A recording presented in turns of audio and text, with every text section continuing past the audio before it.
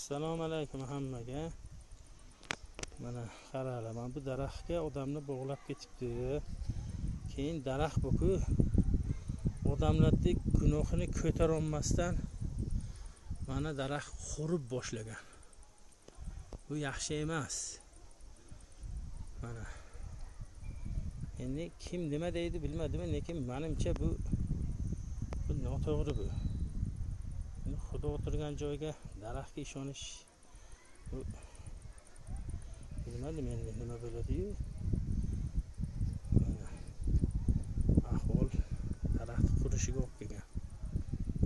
Bitta ikkita bog'lanmagan, juda ko'p bog'langan. Minglab bog'langan.